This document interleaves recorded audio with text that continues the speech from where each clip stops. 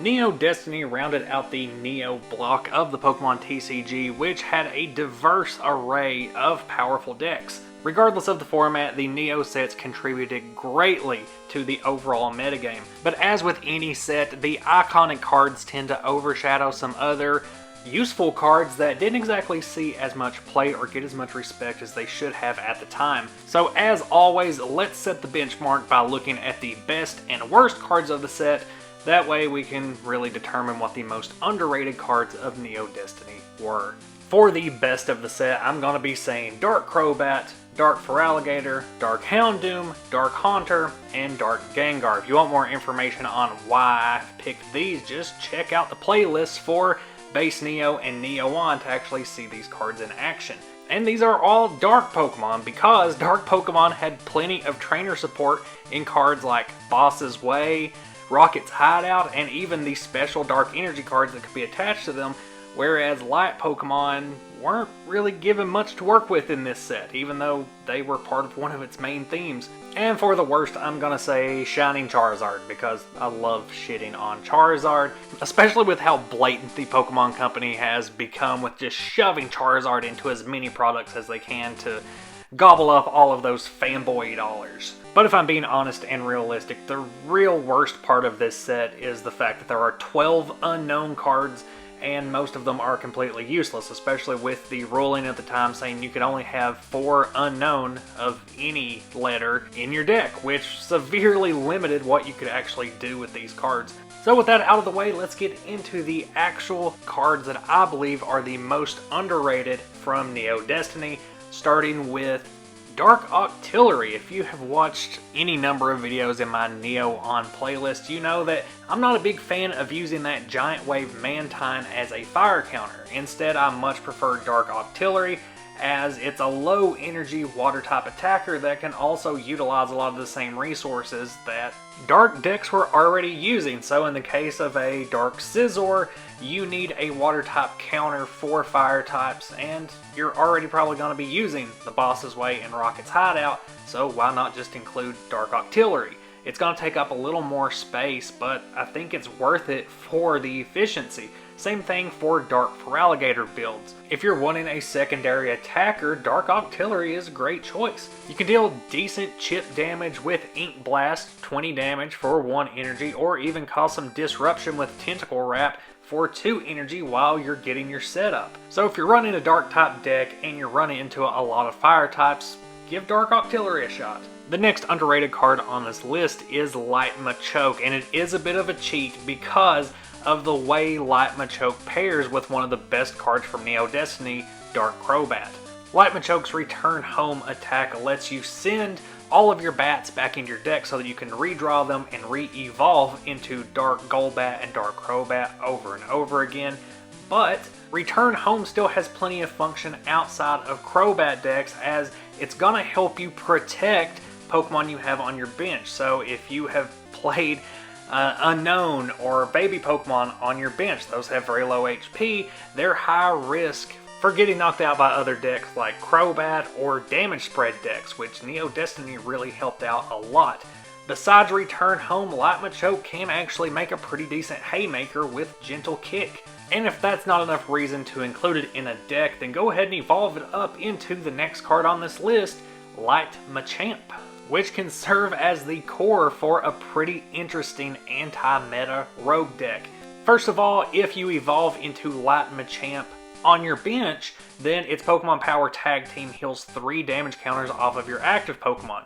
But of course the reason it would be such a threat to the metagame is because of Beatdown, which is dealing a solid 50 damage for 3 fighting energy, but also has a chance to do 100 damage to any Pokemon that is a dark type or has dark in its name off of a coin flip. And as you are definitely aware, the majority of archetypes around this time were centered around dark Pokemon or dark type Pokemon, none of which had more than 100 HP. Considering that you're probably using Light Machoke in conjunction with Light Machamp, you can get off that Haymaker attack from Machoke and then come and clean up with Beatdown without even needing to flip a coin.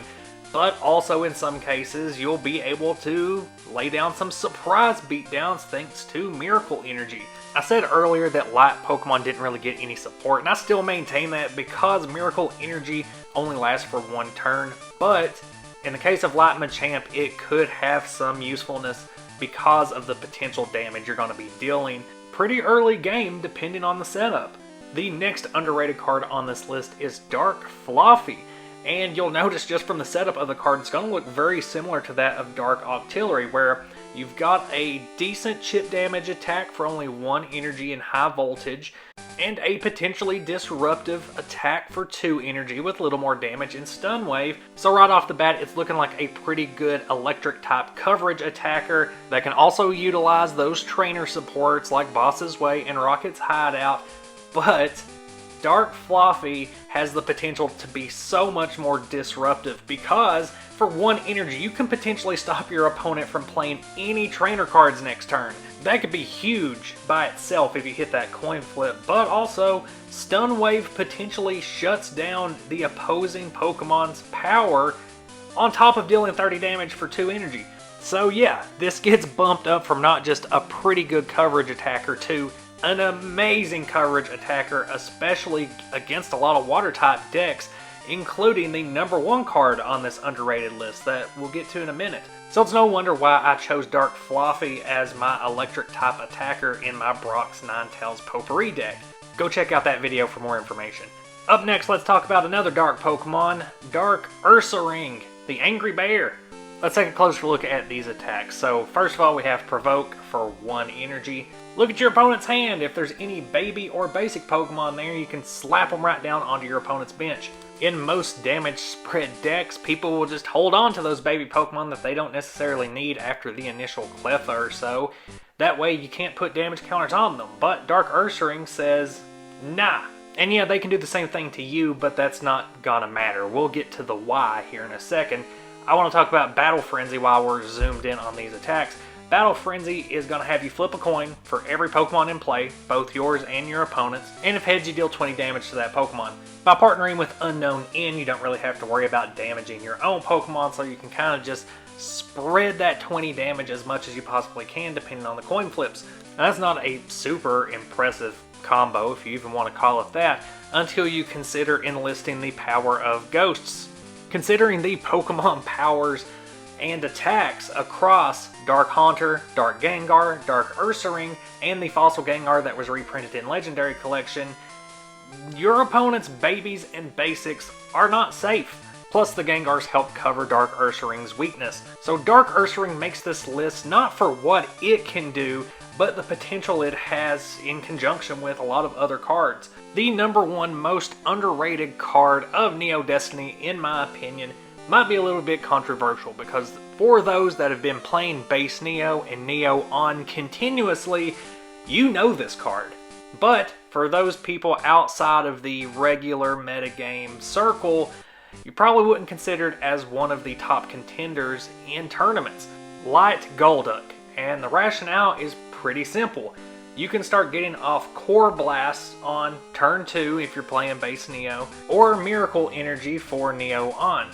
Core Blast is going to be dealing 30 damage for 3 energy, which is not great on its own, but it's going to deal an additional 20 damage for each special energy card on your opponent's defending Pokemon. And unless you're playing against something like Kingdra or Jumpluff, your opponent is going to be in a race to get special energy cards on their opposing Pokemon, and so Core Blast is going to be dealing out a lot of damage, usually at least 50, but when you consider decks like Sneasel or Metal Chansey or Steelix, it's more likely you're going to be dealing 70 off of 3 energy. And again, when you consider what types of decks were prevalent, most of them had dark type Pokemon or Pokemon with dark in their name, so of course they're going to be running darkness energy. This card is especially scary for those mixed Houndoom decks that use both the fire type Dark Houndoom and the dark type Houndoom. So as long as you get your no removal gem into play relatively quickly, you can just fire off these Core Blasts turn after turn after turn, and it's a pretty straightforward, easy deck to use. Let me know down in the comments what you think about this list. Did I get it right? What additions would you make? What changes would you make? What cards are the most underrated? What are the most overrated? Stay tuned to the channel for some more Pokemon TCG shit. All of my social media is down in the description below. Bye.